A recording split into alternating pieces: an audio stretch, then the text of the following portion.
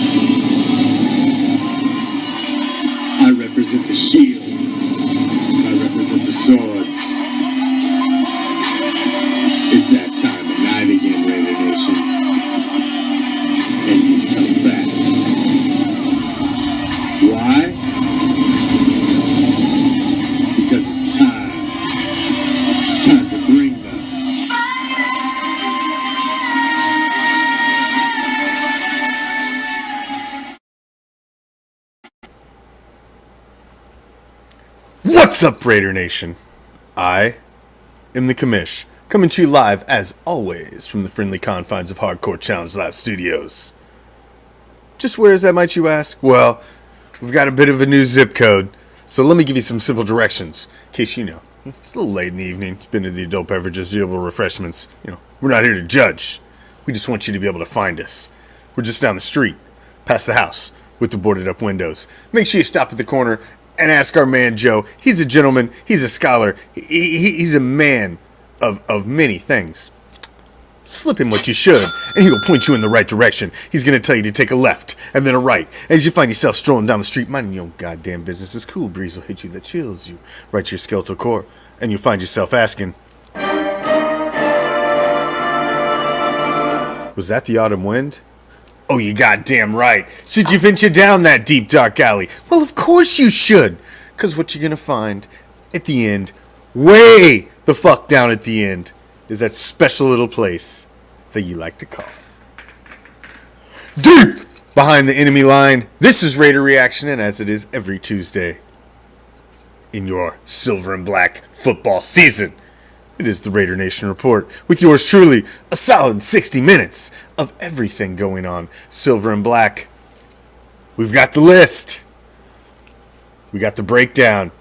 We're going to start with the foreplay. We're going to tweak a nipple or two, and then we're going to get right into it. All right? Thank you for joining me, each and every damn one of you. What's up? What's up? What's up? What's up, everybody? We got JoJo the Wolf in the house. We got Silver Sunshine, everybody, thank you all for joining me, each and every damn one of you. Still fighting the Allen saga with Facebook. We're still fighting Facebook Allen and getting our page back up and running. So we're over here on this fucking alternate page, Raider Reaction Sports.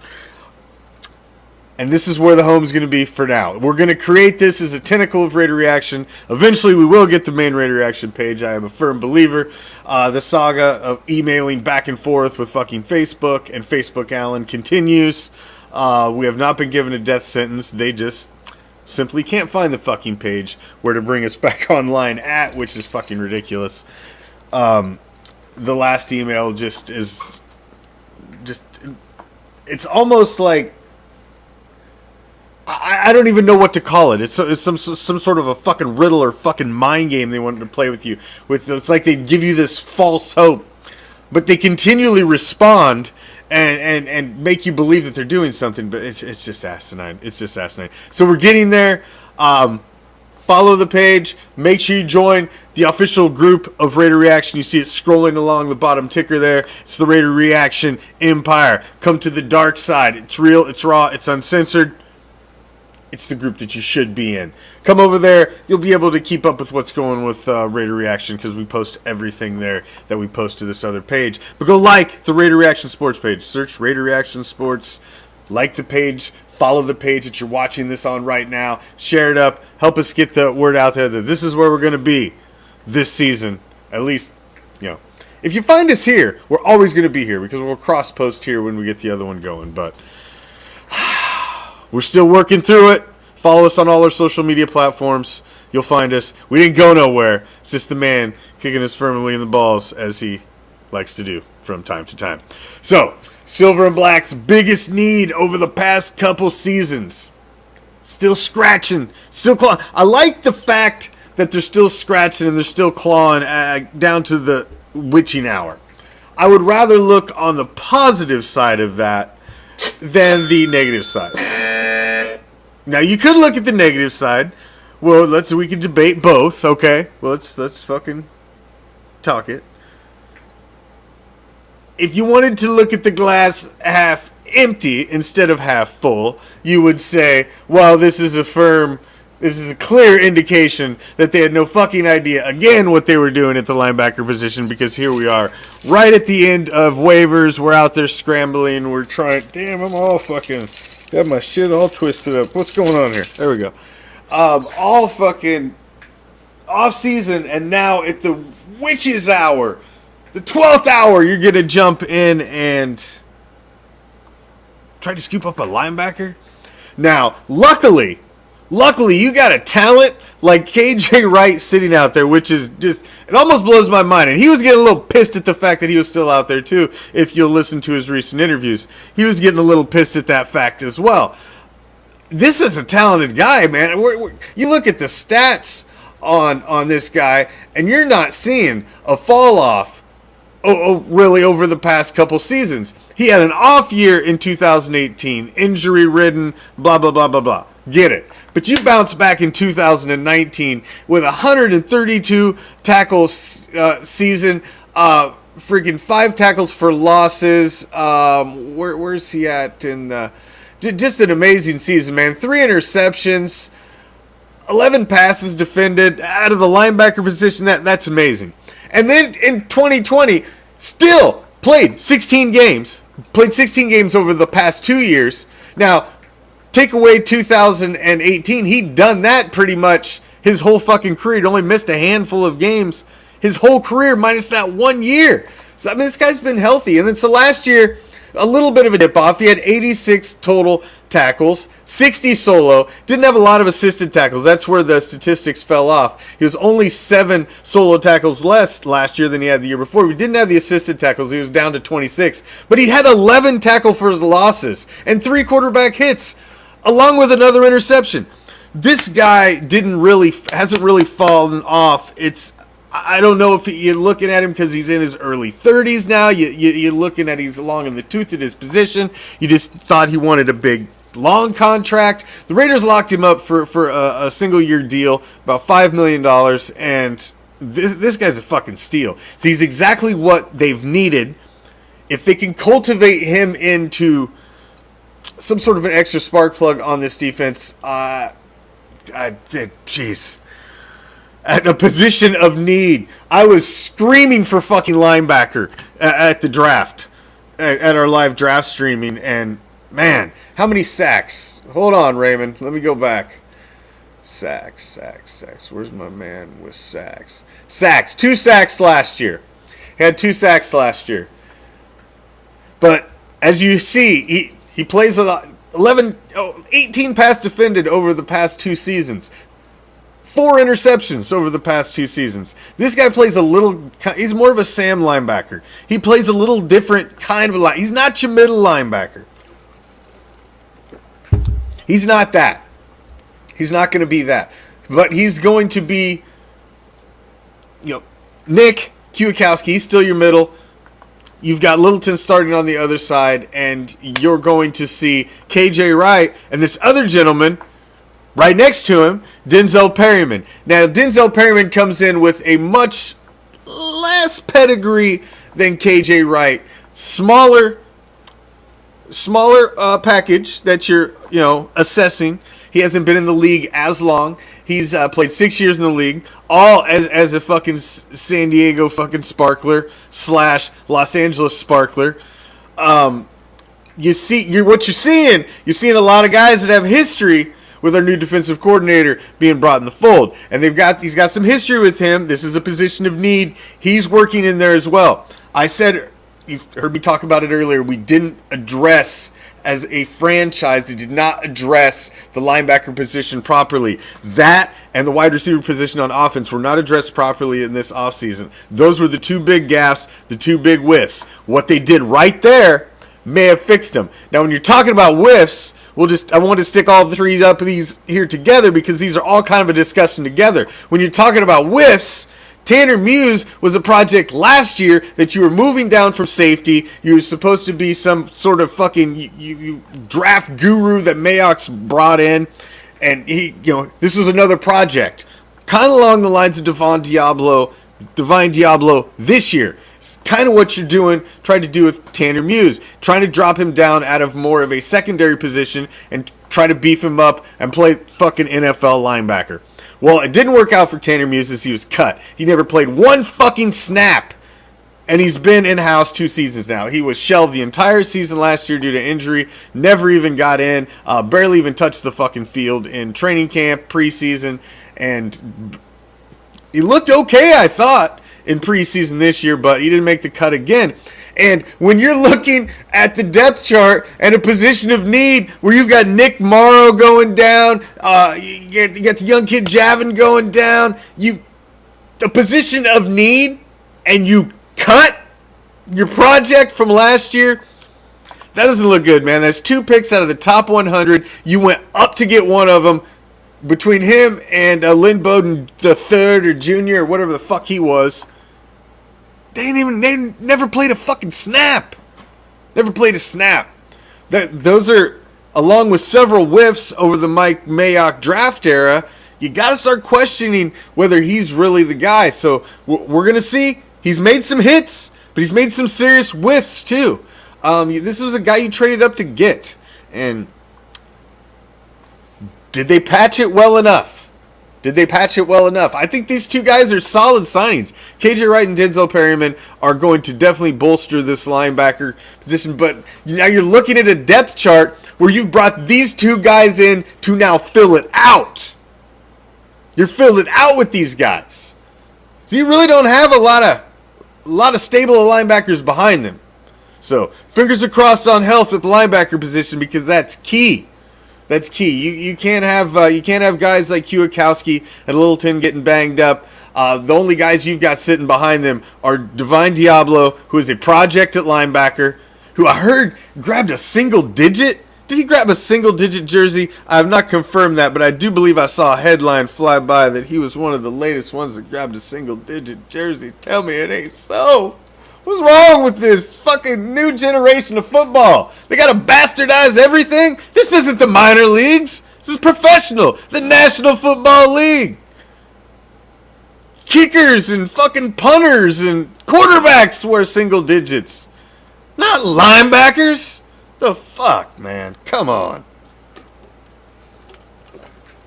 Is nothing fucking sacred anymore? Do we have to bastardize everything? It's just the way it's supposed to be, okay? You're not playing in fucking jack-off state U anymore. It's the National Football League. Pick a fucking number, pal. You ain't no different than the fucking 100 other who played that position before you. You're not getting a special fucking number. Nah, you don't get number 1. Fuck you. Number 1? No. Warren Moon wore number 1. Okay, that's a fucking quarterback number. You got a queef wide receiver out running around the fucking number 1 now, I think. What the fuck? Is there nothing holy anymore? Good Lord. Oh, my. I almost feel like I need to go into a bonus WTF for that. I couldn't believe it. I was just like, come on, man. And you ain't played a fucking snap in the National Football League, and you're going to come in with a single fucking digit number on? To me, that should be reserved for, like, I guess, like an MVP of your team. Be like, hey, man, you want to wear number 5, bro? You know, after you've done, like, 10 years at linebacker or something. But not, like, your first year coming in, and I don't know, man. Just something fucking wrong with it. I get that, AAA. I get they got outplayed, the blah, blah, blah, blah, blah. I get that. But their job is to have them already assessed before they come in, knowing they're not the type of guy who's going to come in and get outplayed. You're supposed to be able to assess that talent before that comes in-house so that you don't have those failures. So that falls on them. I'm sorry, that's their job. That's what they get paid 6, 7 fucking figures for, man. So I'm sorry. I can't cut slack because so and so didn't come in and perform. Well, I mean, so and so fucking Jack and Jaws at the fucking the Hubba Bubba fucking bowl game or whatever the fuck that was. I mean, you didn't think the guy was maybe going to be a bit of a problem and you're dragging him out to Vegas. You went awful fucking high to get that kid. I just seemed risky, and it didn't pay off. And the Tanner Muse experiment didn't pay off either. Now I got this fucking helmet, man. I got this Raider Chrome helmet back here with a Tanner Muse autograph on it. What am I going to do with that? What am I going to do with that? What's that worth? I'll flip that bitch over and fucking, ash joints in it, I guess. I mean, what the fuck am I going to do with that? I guess just get some alcohol and scrub the fucking name off of it and get somebody worth a fuck to sign that bitch. Because I can't have a guy who never even played a snap up in my case over here. What the hell am I going to do with that? That's probably more butthurt about it probably than anything. Goddamn, here I go gambling. Some rookie memorabilia, and that fucking didn't pan out for dick.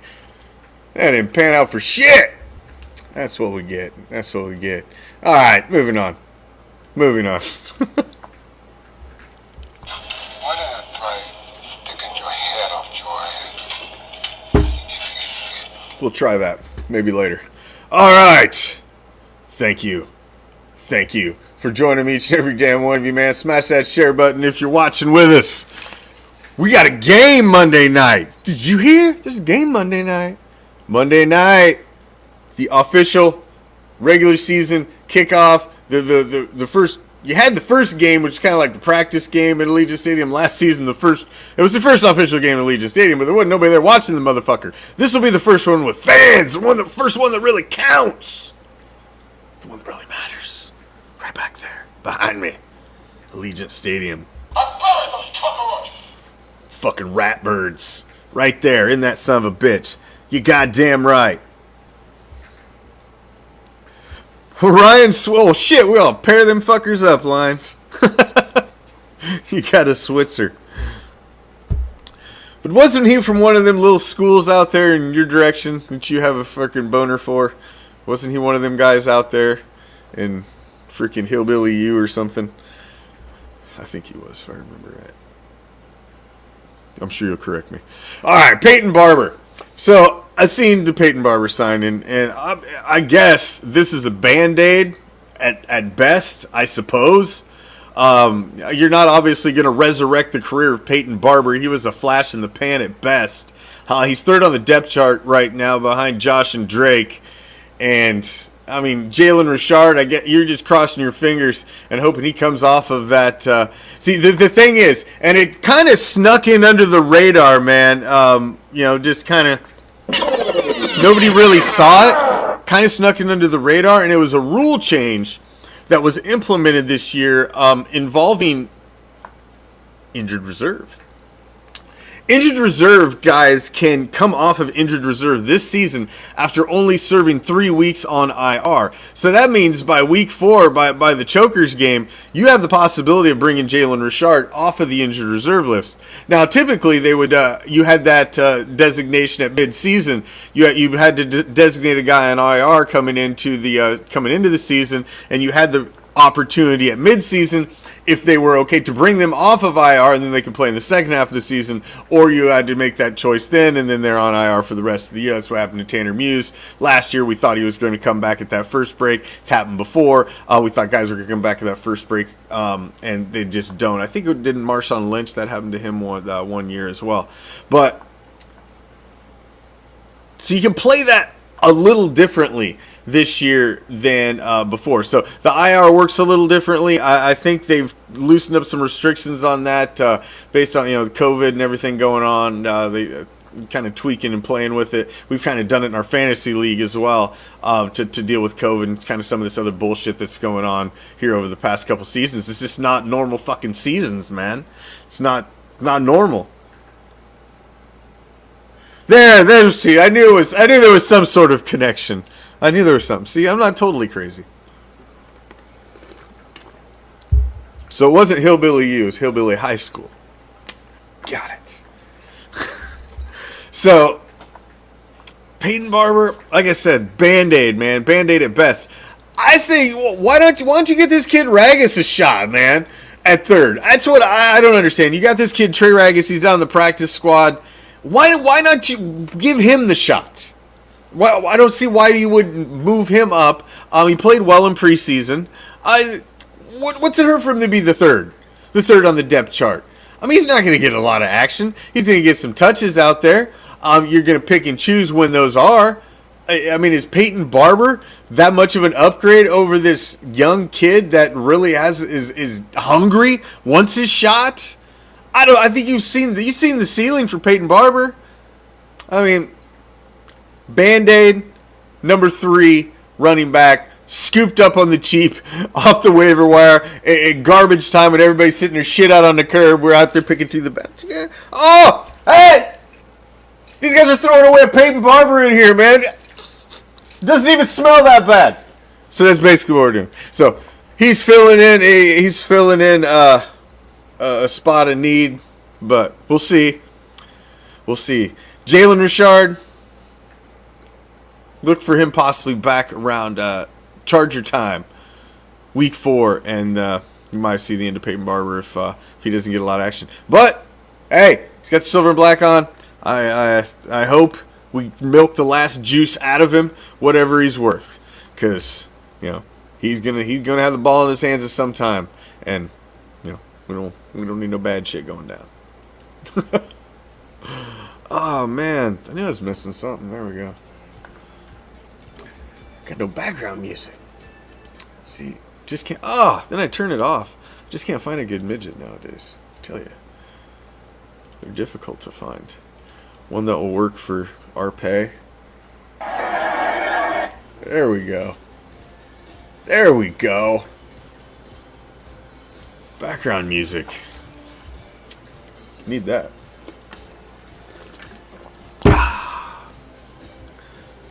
Thank you for joining us, each and every damn one of you. What's AAA got to say here?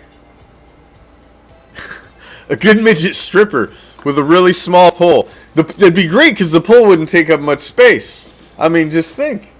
I mean, how tall of a pole does a midget stripper really need? What, like 5 foot? Shit.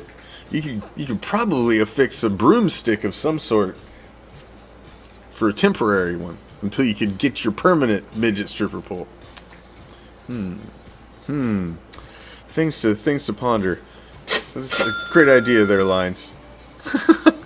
See, 5 foot seems to be plenty. We're unanimous. All right. I was waiting, man. I was watching, and I was waiting to see which position, because you knew there was going to be some position in need. You could tell by the cuts that were made that there was going to be cuts and some of the injuries that happened that you were going to see a deep dive into the The trash of others out on the curb. What do you got in there? What's in there? What you got in there? And it was obviously linebacker. And I think they did well pillaging for the linebacker.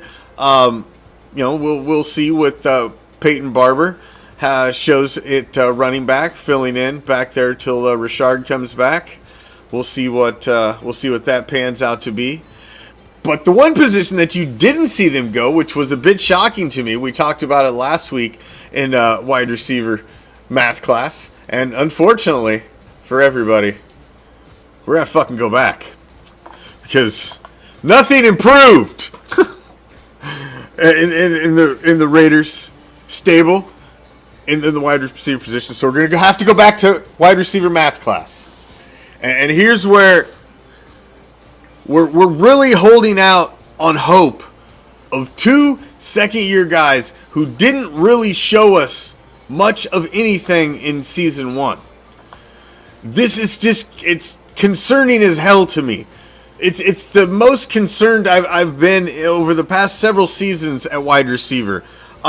Last year there was this anticipation and this excitement of the unknown of Edwards and Ruggs coming in, and you had Nelson Aguilar. You didn't know what you were getting there. There was, and then the year before you had all this excitement and this insanity with Antonio Brown and all of that crazy shit. And, Coop and Crabtree, and, you've been trying to kind of somewhat address that number one wide receiver position. I think the biggest stab and the biggest attempt at that was clearly Antonio Brown, but I mean, you really tried to go after a number one wide receiver and really get that number one guy that Derek Carr has needed, but man, we know what happened there.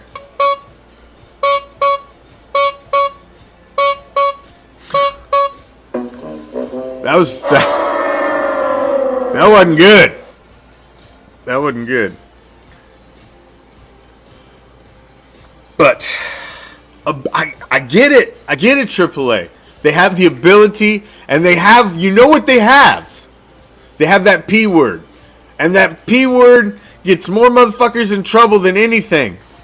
And it's a powerful thing. It gets guys fucking contracts. It got guys like Matt Flynn like 3 jobs because of one fucking game. His fucking grandkids' kids are going to fucking college off of that one game. Based off of that P word. You know what that word is? Potential. But they got so much potential. Did you see him in training camp? Did you see him in preseason? Man, did you see what he did against shitty defenses in college? This ain't college. This ain't fucking jack off you. You got a Heisman Trophy winner running on the other side from you. I need to see Henry Ruggs and Bryan Edwards go out and get up big in the first 2 weeks of this season, man. This Pittsburgh game and this Baltimore game, week 1, week 2. I know I said those backwards. It's because my brain's fucking tired. It's like, damn. I know Baltimore's first. I said it backwards. Baltimore, Pittsburgh, Baltimore. Those are the first 2 games. That's what I meant. Those are huge. And these guys got to be big, man. They're coming out as your number 1 and number 2. These guys are basically unproven rookies to me. These are still unproven rookies. These guys didn't play enough snaps last year to not be considered rookies. They just didn't. Well, it could be that P word too, Derek.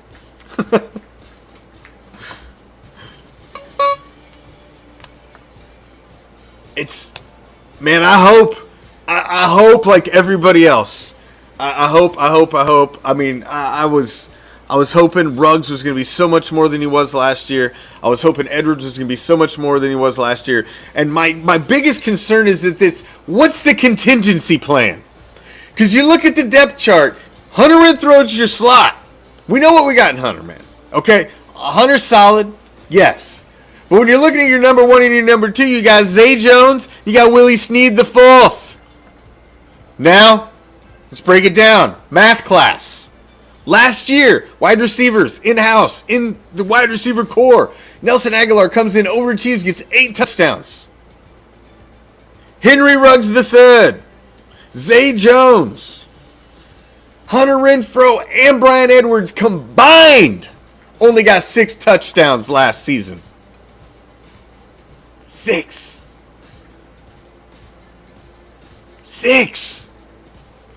So you brought in, the only person you brought in to replace the exiting Nelson Aguilar is Willie Snead, the 4th. And you are only counting on Willie Snead to be a fill-in for Edwards, Ruggs, and Renfrow, who are going to be your starters.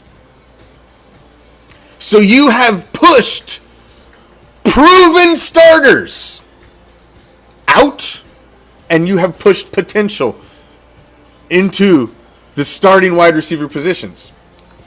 So this is just reality what you're coming in with. And to me, it's the most concerning wide receiver core that the Raiders have fielded for a couple seasons. This one worries the shit out of me. And it's just, you got 2 rookies starting at your 1 and your 2. They're unproven, man. They're unproven. They didn't get enough targets last year. Did not play enough snaps to be more than considered rookies. That's concerning. Now, the one thing, the ace in the hole is Darren Waller, and he's really the number 1 wide receiver on this offense. He is the number 1 target. The passing game is going to go through him and the running game. That's the type of offense this is. It's dink and dunk. It's fucking 5 yards, a cloud of smoke, and dink and dunk. That's what it is. It's going on the back of Josh Jacobs, Alec Ingold banging holes. That's what this is. So, can this all work with everything they're doing? Yes, absolutely it can. But it's just concerning that you didn't see that position addressed again. Even in the waiver wires, you didn't really see. We'll see. I'm concerned. This is a thin wide receiver core that you're coming in with. And when you're looking down at what's on the practice squad, oh, we got guys in the practice squad. Nah. The fuck. No, you don't. Not that's going to come in and do jack or shit. They will be a stopgap. There's not the kind of talent on the practice squad. There's just not. So, I don't know. It was concerning. They addressed the linebacker position, but I hope you didn't sacrifice the needs of one for the other. It's a crazy game you got to play when you're playing the salary cap game in the NFL. It's a crazy. You can't everybody be the fucking Yankees and the Dodgers. You know, you can't just go out and sign whoever the fuck you want every season. It doesn't work that way in the National Football League. They try to keep it an even keel. It's the one thing I hate about fucking baseball.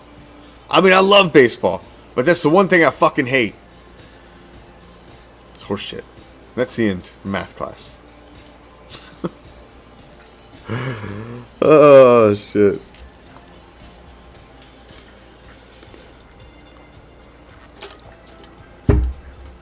We'll see, man. I mean, I hope to hell that these guys ball out, man.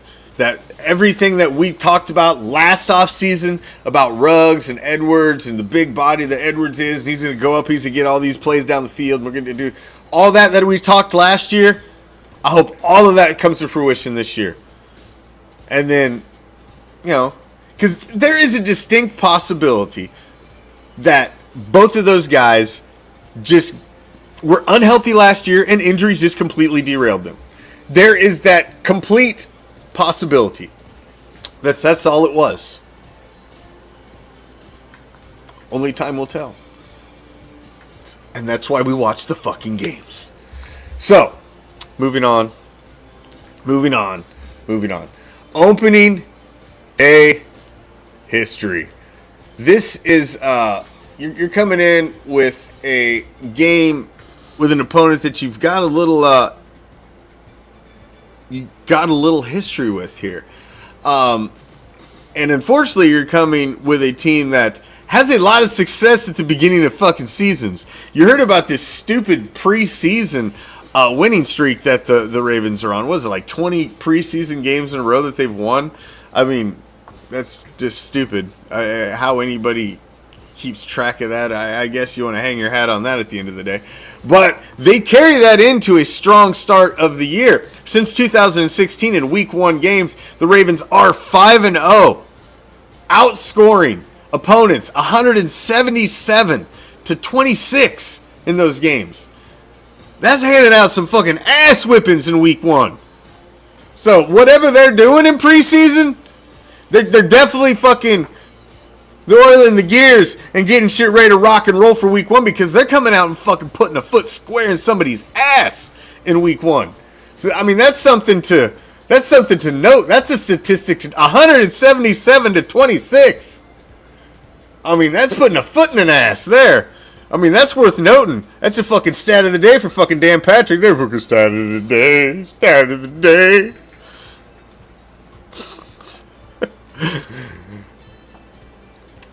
Raiders also have won their last 2 openers under Gruden by a combined score of 58-46.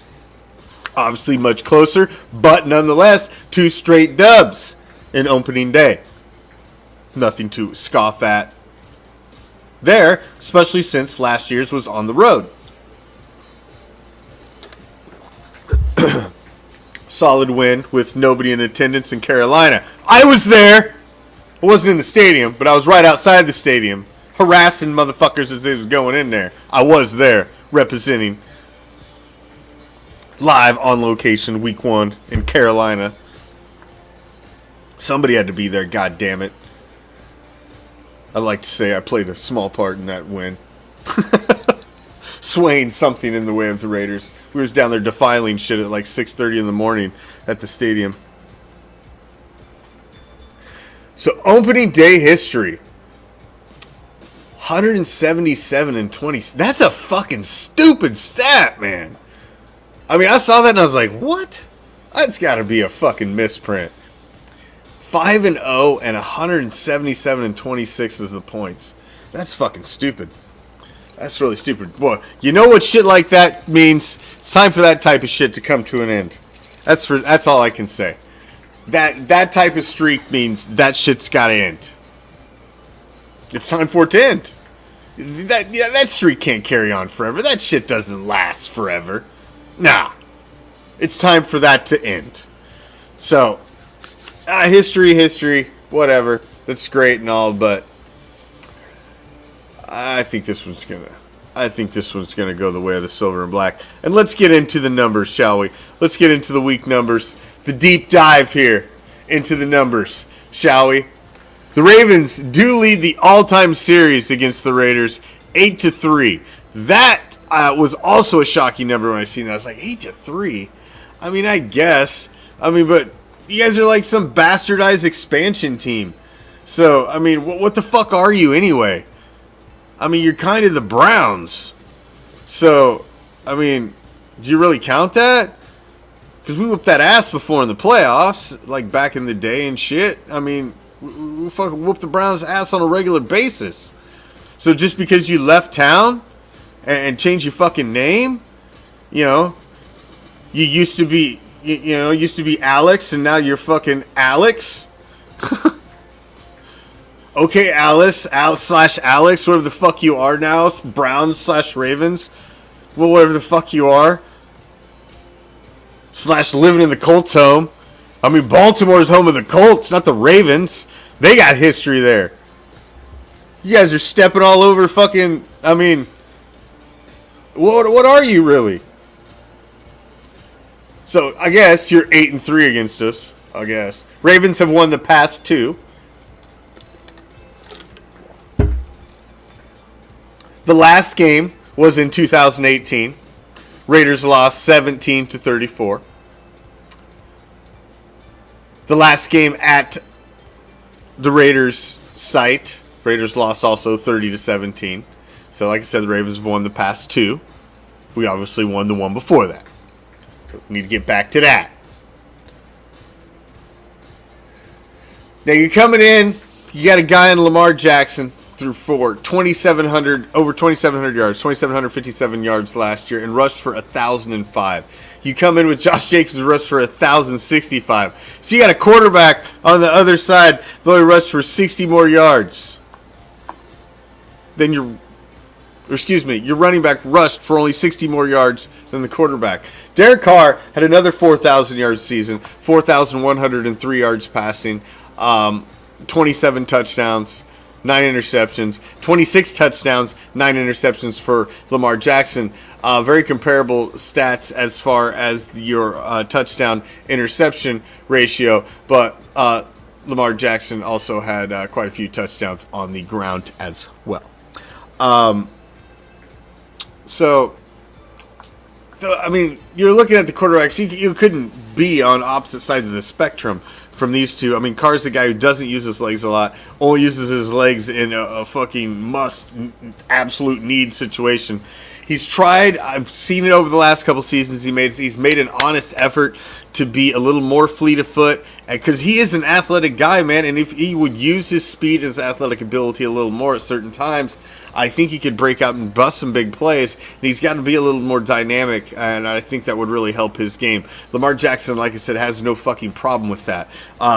But Carr, it's more of a pocket passer. Lamar Jackson, they use him on the run a lot. They roll him out a lot. They do a read option shit. They do all kinds of different stuff with Lamar Jackson, and they move him around and use his speed. Completely different spectrum quarterbacks. Marquise Hollywood Brown on the other side is the big wide receiver. He's the big target coming in as a wide receiver. 58 catches for 769 yards last season. Darren Waller, 1,196 receiving yards last year. He was solid as well. Those are your two big stud wide receiver / tight ends. Because Waller's technically not a wide receiver, although he really is the number one wide receiver for the Raiders. He just happens to play tight end, but he is the big wide receiving target. Justin Houston comes in leading the team with 8 sacks coming into week 1 of the 2021 season, and leading the team with sacks on our side of the ball would be Yannick Ngakoue. He had 8 and playing split time with the Vikings and the Ravens. Damn, that's a lot of purple.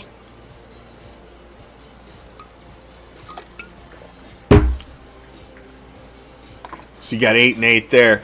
One of the keynotes, though, where did I see that? Max Crosby led the team with 7 sacks in 2020, has 30 career tackles for loss. That is third most in the AFC since 2019. There's another one of the stat of the day. I'm going to get fucking copyright infringement from Dan Patrick. That'll be the next thing. It's Facebook's kicking me in the balls. All of a sudden I have fucking Dan Patrick's little game. It's like, hey, you can't say stat of the day. We're going to sue you. Fuck. Get in line. Get in fucking line. Take a number. I got copyright infringement emails sitting in my inbox right now. Tell them to eat a fucking dick. Tell Dan Patrick the same thing. Oh. Good Lord. Good Lord. Purple drink. Somebody say something about some purple drink. We need a good walrus sighting every once in a while, just to keep us on our toes. Week 1 numbers, man. That's really the week 1 numbers. What else we got digging in here, man? You got Willie Snead making his Las Vegas debut. You got Kenyon Drake making his Las Vegas debut. Set career highs in rushing yards, 955, almost 1,000 yards, and 10 TDs last year. That was one of my bold predictions. I think you're going to have a 2-headed 1,000-yard monster in Las Vegas this year. I think you are going to see the Drake and Josh show. I think you're going to see it go over 2,000 combined yards together. They're both going to have solo 1,000-yard seasons. I think you're going to see it. That's my bold prediction. I think you're going to see it. I think that's the key for it right there. Ngakoue also making his debut. KJ Wright making his debut. Yeah, we don't really care. You've got Sammy Watkins. He's coming over. He's making his Baltimore debut. Marcus Peters, I guess you got that fucking douchebag to worry about. Calais Campbell. I mean, they've got a solid defense. They've got that Ravens defense, but what have you? That's enough of the numbers, man. That's enough of the Week 1 numbers. Let's get to what really matters. Week 1 predictions.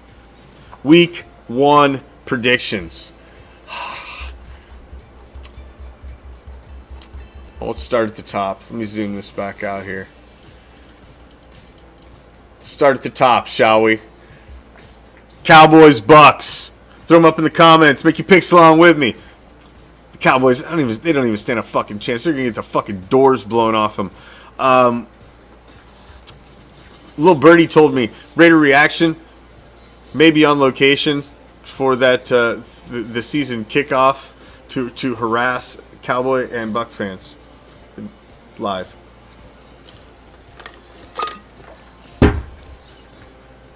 Asking them pressing questions like, do you think the Cowboys will ever get anything done with Jerry Jones as owners? And things like that. We're going to be toying, so stay tuned. We're gonna have some fun stuff for you live right here Thursday night. Bucks, I don't even think that one's close. You got these two pathetic birds battling each other. The Eagles at the fucking Falcons, the shitbirds.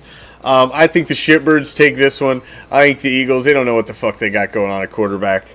At least the Falcons know what they got going on, and the Falcons are playing at home. I think the Falcons take that one.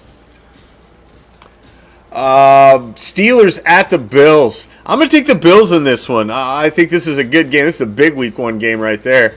Bills Steelers. That's a big Week 1 game.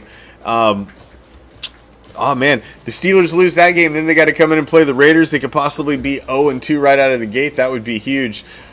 Jets, Panthers, man, I got to take the Panthers in that one. Who knows what the Jets got? Although I drafted the Jets quarterback in fantasy, you got to take a rookie quarterback to gamble on. Will the Jets quarterback finally be worth a shit and make me look like a genius in fantasy football? Only time will tell. We will see. Vikings at Bengals. The return of Joe Burrow. They put him back together with duct tape and bubble gum in the fucking Bengals infirmary or whatever the fuck that word is. Infirmatory. Fucking what? I don't know. What? Yeah, whatever that fucking word was. Okay, boss. Yeah, don't fucking question me. All right. I'm taking the Bengals and Joe Burrow's return from the dead because I think Kirk Cousins is a bitch. And I always have thought he's a bitch. Fuck that goddamn. Fuck him. He's a cunt. San Francisco 49ers at the Detroit Lions. I got to take the Niners. The Lions got Jared Goff, but they're still the fucking Lions. And now they downgraded. I didn't trade Stafford for Goff, but I mean, I guess Goff went to a Super Bowl. So is he really better than Stafford? Do the Lions really think they upgraded? Because they are the Lions, so they probably think they do. But no, they're gonna fucking lose because they're the Lions. Jacksonville Jaguars at the Houston Texans. The Jaguars all are getting fucking free massages from Deshaun Watson, and he's got hookups for all of them. And the Texans are going to lose, even though the Jaguars are going to be well massaged and be real relaxed because Deshaun's going to make sure they're all hooked up while they're in town. They're still going to lose. The Bitch Pigeons at the Colts.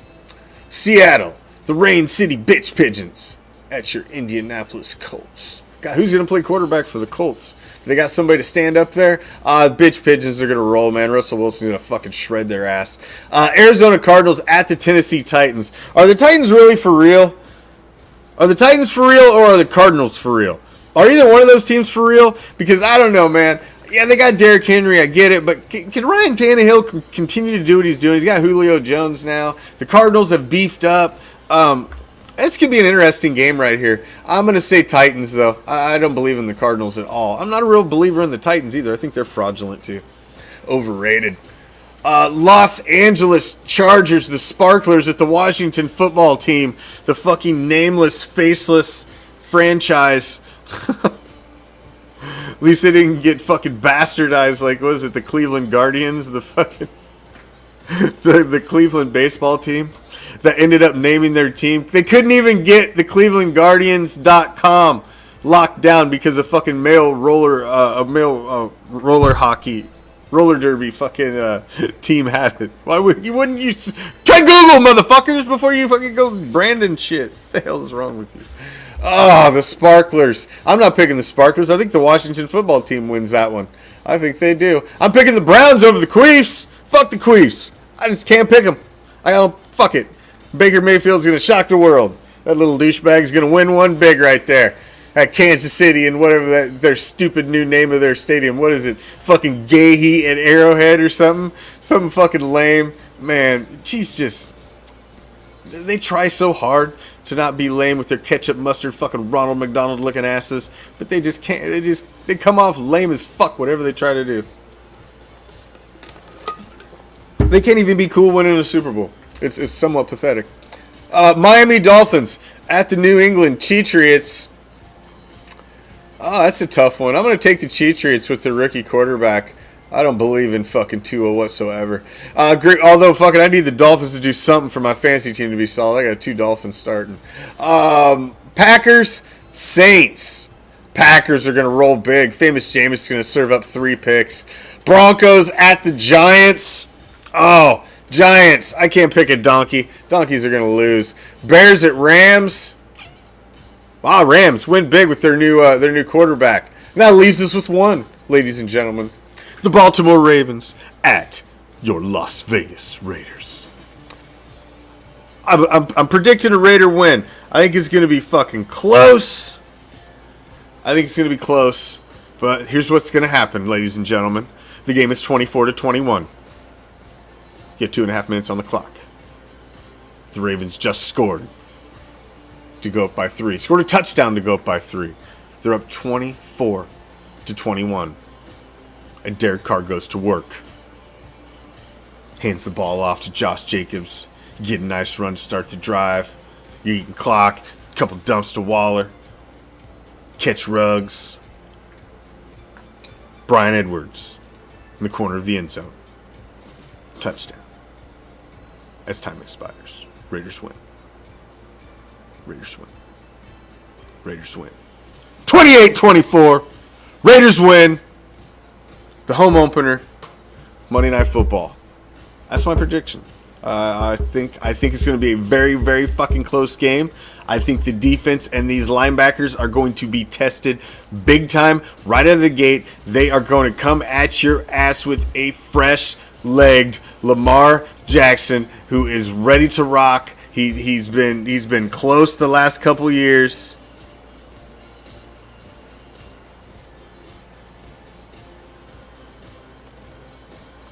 And I think that's what's going to happen.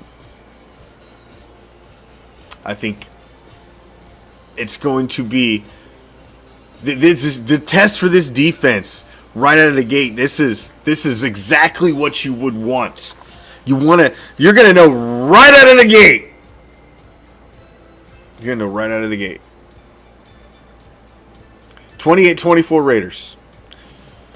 I think they win it in the end, the absolute end of the game, winding down at the end. I think you got to possibly have the decision of maybe do you just take the field goal or do you go for the fucking win? And they say, fuck it, let's win the game and win the fucking game. So I think it's going to happen. I think you're going to have a little big ball moment from a la Jack Del Rio in 2016 to kick off the season there where he gambled, went for it, opening day against the Saints. I think you're going to have that type of a game. But, man, you got to contain Lamar Jackson, and you got to contain him early, and you got to rattle him a little bit. And I think this possibly can be the type of defense. They put together that type of defense. I'm interested to see what this new defensive coordinator does with this defense. He's had his fingerprint on defenses that had nicknames and shit, so this guy's got something.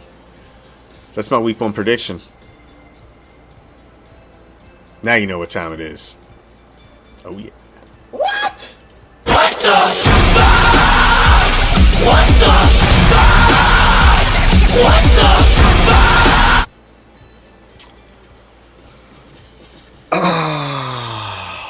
It's time for the WTF. Why? When the start of a new football season comes around, do they think we'll have a private group It's private for a fucking reason. You gotta ask to be let in. We try to make sure it's legit fans. It's real, raw Raider fans like ourselves, like the Raider Reaction Hype Team. We try to make sure it's fans like us that we let in the group. Why do people think, when it's now the start of a season, that you can just come in there and start selling random shit? Knock off fucking t-shirts, fucking old ticket stubs. I'm selling these for charity. Oh, I'm not gonna name the charity. What is it? Charity the name of some stripper you're giving the money to? I'm selling it for charity. You should see her in a thong. I don't care what you're selling it for. Tickets for $950 in the last row of the fucking goddamn stadium. Whatever you're selling. We got like 2 rules in the fucking group. That's it. Like, have basic human decency and keep within those boundaries. And if you want to sell shit in our front yard, have the decency to walk up and knock on the fucking door and say, hey, do you mind if I sell this? Because if you do, I won't. But if you wouldn't mind, I would like to show you what I'm going to sell. Show that I'm a legitimate seller, peddler, whatever the fuck you are. Flea marketeer. And that maybe you would like to sell your wares there. Because we have people. Ralph, RaiderNationStore.net. Anything Ralph sells, tickets, merchandise, whatsoever, we know it's legit. We know you're going to get what you ordered. We know you're going to get what you paid for. He's our sponsor. He's been around Raider Reaction for years. We allow him to sell in our group. There's several others that we allow to sell in the group as well. Advertise events, things like that. Why? Because they were decent humans and they knocked on the door and asked if they could sell in our motherfucking yard. Those of you that don't, we throw you the fuck out. We don't even ask. We don't need to tell you, please don't do that again. Nah, fuck you. No, don't come set up your fucking pop-up tent and sell your shit in my yard. Get the fuck out. I'm gonna turn the hose on you. I'm gonna sick my dog. Fuck you. Get out. What the fuck? What? I got some common goddamn decency. There's some asshole coming at me through messages today. Call me all sorts of nasty names. Son of a bitch. How dare you? You're an asshole and then get mad at us because we took your post down. Like, go fuck yourself. Oh, you should review every post before they get put up. Are you fucking kidding me? Do I got the time for that? Get the hell out of here. That's like a part-time job. Fuck that shit. Until next time, I'm out. We got Raider football this week, man. We got all kinds of shit going on. We got Hardcore Challenge Live League show tomorrow night. Win Thursday night, right before kickoff. We got Prime's Fantasy Island. Friday night, I'm back. It's Black Friday to get you ready for the first weekend of football. Classic game in its entirety this Friday. I got a badass one picked out too. And then Saturday night, we're bringing it back. I said it 2 weeks ago, and then all this Facebook shit's happened, so I've delayed the release, the starts. But we're doing a marathon. Raider Reaction Saturday Night Fights. We've got 25 of them produced. We've only aired them live once. And we're going to run them. We're going to do like 2 or 3 every Saturday night. Until we premiere the new one. Raider Reaction Saturday Night Fights 26. Live. But we're going to get caught up first. So every Saturday night, tune in. We only aired these live once. Some of these are fucking great, man. I went back and watched some of these. I forgot. There's so many fights in there. I'd forgotten. I mean, there's like 3 to 5 fights every one. There's 25 of them. That's a lot of fucking fights. We gotta have that. We gotta have that footage again. So Saturday night, fight night, right here. Same Raider time, same Raider channel as always. And then Sunday, we'll do something Sunday. It's fucking game day. We'll pop in. It's the first week of solid football. There's no Raider game. We'll have something fucking going on. We'll do something. But Monday night, it's full Raider Reaction game day coverage. El Pirata will be here. for the pregame show, the Raider Reaction pregame show. And then, of course, I will be right there live the second the game goes final, when the final whistle blows for the closing Raider Reaction. As we do it every freaking season right here. The second it goes live, you got my instant Raider Reaction. That's how we started. That's where the freaking name came from. And that's how it will continue. Real and raw. The second it's over, I don't, it's unscripted. I go from the fucking game. If I'm at the game, if I'm not at the game, if I'm here in studio, wherever I'm watching the fucking game, if I'm if I'm out with booster clubs, wherever I'm at, the second that game is over, I fucking cut and go live. And you get the raw, instant Raider Reaction. Good, bad, or ugly. And sometimes it's all three. Thank you for joining me each and every damn one of you. Follow us on all of our social media platforms. Join the official group of Raider Reaction, the Raider Reaction Empire. Come to the dark side. We got cookies, bong rips, midget strippers on fucking 5-foot poles. We got it all. Thank you for joining me each and every damn one of you. You guys are the shit. Thank you for finding the new page. If you've just found us, like us, follow us. We're a good time during the season. We're that little side dish to your silver and black season. I am out. Peace, love, Raider Nation. Make sure you check out Prime every Thursday.